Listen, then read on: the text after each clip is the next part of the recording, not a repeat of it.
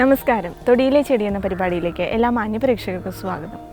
ഇന്ന് നമ്മൾ പരിചയപ്പെടാൻ പോകുന്നത് യശങ്ക് എന്ന സസ്യത്തെക്കുറിച്ചാണ്.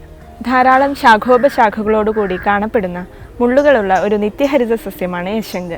സാൽവഡോറേസി കുടുംബാംഗമായ ഈ സസ്യത്തിൻ്റെ ശാസ്ത്രീയ നാമം അസിമ ടെട്രാകാന്ത എന്നതാണ്. ഈ സസ്യം പ്രധാനമായും തെക്കേ ഇന്ത്യ, ശ്രീലങ്ക, ആഫ്രിക്ക തുടങ്ങിയ സ്ഥലങ്ങളിലാണ് ഇത് കൂടുതലായി കണ്ടുവരുന്നത്. നമ്മുടെ നാട്ടിൽ പുഴകളുടെയും അരുവികളുടെയും അരുകിലാണ് ഇത് കൂടുതലായി വളർന്നു വരുന്നത്. ഏകദേശം 3 മീറ്ററോളം ഉയരത്തിൽ വളരുന്ന ഒരു സസ്യമാണിത്. കുന്തളി, ത്രിഗന്ധജ എന്നീ പേരുകളിലാണ് ഈ സസ്യം അറിയപ്പെടുന്നത്.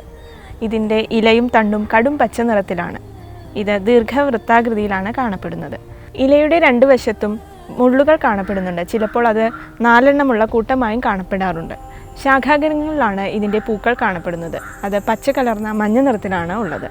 ഗോളാകാരത്തിൽ പച്ച കലർന്ന മഞ്ഞ നിറത്തിലുള്ള ഫലങ്ങളാണ് ഇവയ്ക്കുള്ളത്. അത് ഭക്ഷ്യയോഗ്യമാണ്. അതിൻ്റെ ഉള്ളിൽ ഡിസ്ക് ആകൃതിയുള്ള കറുത്ത നിറത്തിലുള്ള വിത്തുകളും അടങ്ങിയിട്ടുണ്ട്. മരപ്പട്ടയ്ക്ക് തവിട്ട് നിറമാണുള്ളത്. ഇതിൻ്റെ പ്രധാനമായ ഔഷധയോഗ്യ ഭാഗങ്ങൾ ഇലയും വേരുമാണ്. കയ്പ് രസമാണ് ഈ സസ്യത്തിനുള്ളത്. ആയുർവേദത്തിൽ ഈ സസ്യത്തെ ശീതവീര്യഗണങ്ങളിലാണ് ഉൾപ്പെടുത്തിയിട്ടുള്ളത്. അത് ശരീരത്തിന് തണുപ്പ് പ്രദാനം ചെയ്യുന്നതും വൃക്ക സംബന്ധമായ എല്ലാ അസുഖങ്ങൾക്കും നല്ലതുമാണ്. ഈ സസ്യത്തിൻ്റെ ഇലയുടെ സ്വരസം കഫക്കെട്ടിന് നല്ലൊരു ഔഷധമാണ്. ഉയർന്ന രക്തസമ്മർദ്ദത്തിൽ ഇത് നല്ലൊരു ഔഷധമായി ഉപയോഗിക്കാവുന്നതാണ്.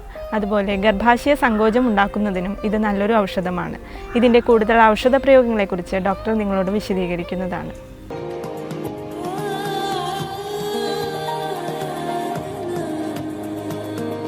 ഈ യശങ്കിനെ പറ്റി പറയുകയാണെങ്കിൽ അത് ഏറ്റവും പ്രധാനപ്പെട്ട ഒരു ലിവർ പ്രൊട്ടക്റ്റീവ് ആണെന്ന് പറയാം. അതായത് ഈ ലിവറിനുണ്ടാകുന്ന രോഗങ്ങൾക്ക് അത് വരാതിരിക്കാനും മറ്റേ ഈ മദ്യപാനമൊക്കെ ചെയ്യുന്ന ആൾക്കാർക്ക് ഇത് ഈ ലിവർ ഡിസീസിന് കൊടുക്കുന്ന ഏറ്റവും പ്രധാനപ്പെട്ട എല്ലാ ഔഷധത്തിലും ഒരു പ്രധാനപ്പെട്ട കണ്ടൻറ്റാണ് ഈ യശങ്ക്.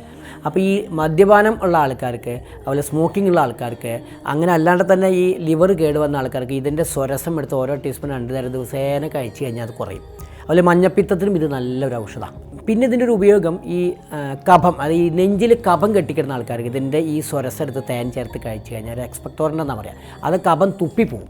പിന്നെ ഇതിനൊരു ഉപയോഗം ഈ ഒരു ആൻറ്റി ഇൻഫ്ലമേറ്ററി ആക്ഷൻ, അതായത് ഈ ശരീരത്തിൽ എവിടെയെങ്കിലും നീര് കെട്ടിക്കിടക്കുന്നതാണ്, ഈ മുട്ടിലൊക്കെ നീര് കെട്ടിക്കിടക്കുകയാണെങ്കിൽ ഇത് അരച്ചിട്ട് ഈ ഇളം ചൂടുള്ള വെള്ളത്തിൽ അരച്ച് പേസ്റ്റ് ആക്കിയിട്ട് പരട്ടി കഴിഞ്ഞാൽ നീരൊക്കെ വലിച്ചെടുത്ത് വേദന കുറയും.